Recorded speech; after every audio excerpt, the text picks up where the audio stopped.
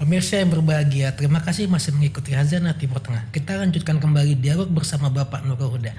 Nah, baik Pak, kita ke tahun 2019 Pak ya.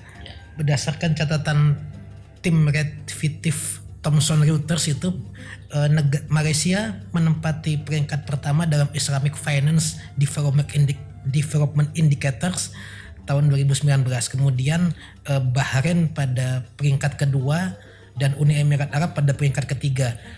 Nah, Indonesia ini ternyata ada di peringkat keempat nih Pak, berdasarkan Islamic Finance Development Indicators itu. Nah, bagaimana pandangan Bapak nih Pak melihat kondisi makroekonomi syariah di Timur Tengah dan Asia Tenggara, apalagi Malaysia dan Indonesia ini kan negara tetangga ya Pak ya. Malaysia nomor 1, Indonesia dan nomor 4. Ya, jadi yang pertama ada peningkatan dari sisi ranking. Artinya apa? Berarti Indonesia ada proses untuk mengalami kemajuan dalam konteks industri keuangan syariahnya. Tentu majunya negara kita diikuti juga oleh negara lain. Jadi kita bisa katakan kenapa?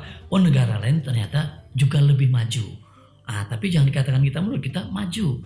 Cuma tahapan maju kita secara gradually. Itu yang terjadi. Nanti kalau kita cek lagi sebenarnya Indonesia ada sebuah loncatan yang cukup bagus di sana. Ya, karena mulai disadari di sana apa? Mulai disadari bahwasanya yang namanya industri keuangan syariah kita instrumennya sudah cukup. Cuma yang belum cukup siapa? Penggunanya siapa? Makanya kemudian tadi saya sudah singgung bahwasanya mulailah dikembangkan yang namanya industri halal. Nanti akan ada yang namanya pariwisata halal. Berarti pariwisata halal akan membutuhkan lembaga keuangan syariah sebagai partnernya. Maka diharapkan akan mendorong berkembangnya industri perbankan syariah. Muncul lagi nanti travel syariah. Berarti itu juga akan menjadi sebuah pendorong. Jadi artinya kalau selama ini pergerakan kita membangun yang namanya sisi keuangannya, sekarang kita melihat dari sisi pengguna industri keuangannya. Kita berharap ini akan semakin memperbesar industri keuangan syariah. Pertama, yang kedua jangan juga diabaikan saat ini ya ada suatu fenomena khususnya di perbankan yang terkait dengan bank milik daerah. Ada beberapa bank yang sudah mengkonversi pool syariah. Ya, ada yang kita tahu yang namanya NTB. Maka sekarang NTB bank pemerintah daerahnya, Bapedanya sudah pool syariah. Diikuti lagi tuh Aceh. Ya, Aceh ini karena adanya di sana yang disebut dengan konun. Ya, jadi semuanya nanti harus syariah. Ada konun di Aceh. Nanti tahun 2020 implementasi akhirnya 2021 tidak boleh ada lagi lembaga keuangan konvensional. Berarti ini akan mendorong berkembangnya industri keuangan syariah. Terakhir di Sumatera Barat, Bank Nagari mengkonversi diri menjadi bank murni atau bank pool syariah. Ini fenomena yang terjadi belakangan. Termasuk instrumen sukuk atau surat berharga syariah negara. Betul sekali. Ya, jadi dikenal dalam undang-undangnya disebut dengan Surat Berharga Syariah Negara atau disingkat SBSN.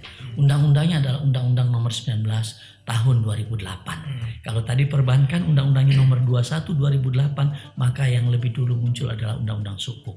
Sukuk maknanya adalah apa? Itu adalah kalau bahasa lainnya adalah obligasi yang diterbitkan oleh pemerintah. Kalau yang diterbitkan oleh swasta kita sebut dengan sukuk corporate.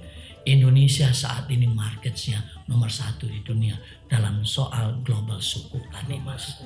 Betul. Artinya pembeli sukuk dari berbagai negara bisa ya Pak ya? Ya bisa, dan yang termasuk negara-negara Timur Tengah juga potensi pasar yang besar ya Pak? Sangat terbuka. Makanya tadi saya katakan sukuk global di Indonesia ini sangat diminati. Dan perlu juga dicatat, tidak hanya negara Muslim yang menerbitkan sukuk, Cina menerbitkan sukuk, kemudian Jerman menerbitkan sukuk. Berarti apa? Daya tarik yang sangat tinggi yang namanya instrumen sukuk ini. Baik, Kang, selain sukuk kan kita juga lihat ada asuransi ya Pak ya, asuransi Betul syariah.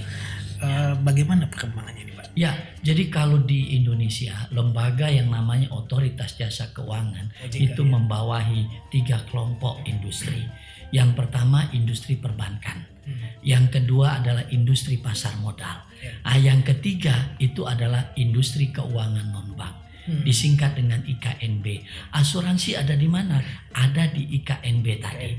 Di dalam IKNB ada apa? Ada apa saja selain asuransi? Ada yang namanya lembaga pembiayaan, pegadaian, dan lembaga-lembaga keuangan yang lainnya. Jadi dijadikan satu dalam satu kelompok yang namanya industri keuangan non-bank. Dan kalau kita lihat juga Pak, sejarah ini kan perbankan syariah dan instrumen keuangan syariah lainnya ini relatif lebih tahan terhadap krisis ekonomi global ya Pak ya. Bank Muamalah sudah membuktikan itu tahun 97 atau 98 ya Pak? Iya persis, tahun 97 kita kenal dengan krisis yang mulanya sebenarnya krisis mata uang, kemudian berkembang menjadi krisis moneter, akhirnya nggak mampu ditanggulangi, naik menjadi krisis ekonomi. Ternyata pada saat itu Bank Muamalah tetap kokoh berdiri. Padahal bank-bank yang lainnya, sebagai catatan saja, 16 bank dilikuidasi oleh pemerintah akibat krisis kita tahun 1997 itu. Menandakan apa? Bank dengan sistem prinsip syariah lebih tahan krisis dibandingkan bank konvensional. Termasuk krisis yang dipicu oleh kekhawatiran anjloknya harga minyak dunia Pak ya, karena negara-negara di Timur Tengah kan sedang pasokannya berkurang ini Pak. Iya persis sekali. Tentu yang harus berwaspada adalah negara-negara seperti Arab Saudi. Kenapa Arab Saudi? Ya karena dia domain pendapatannya bersumber dari migas. Ya sehingga ketika nilai migas turun akan mempengaruhi pendapatan dari negara Arab Saudi itu sendiri. Baik Pak. Kita lihat juga Malaysia pun dia sebagai leading sektor Pak ya di ekonomi syariah ini Pak ya, termasuk tetangganya Indonesia juga kan. Bagaimana? Iya, jadi makanya tadi saya katakan mana yang baik kita bisa ambil. Sekali lagi Malaysia baik dari sisi dalam hal konteks dukungan pemerintahnya. Maka kita ikuti apa yang dilakukan Malaysia. Dukungan pemerintah harus lebih besar terhadap industri keuangan syariah.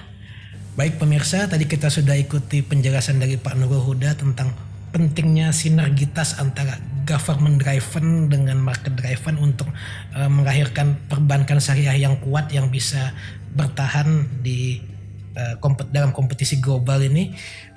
Penjelasannya sangat lengkap dari Bapak Nurul Huda. Kita masih akan lanjutkan kembali dialog Khazanah Timur Tengah ini. Tetaplah di Tawaf TV.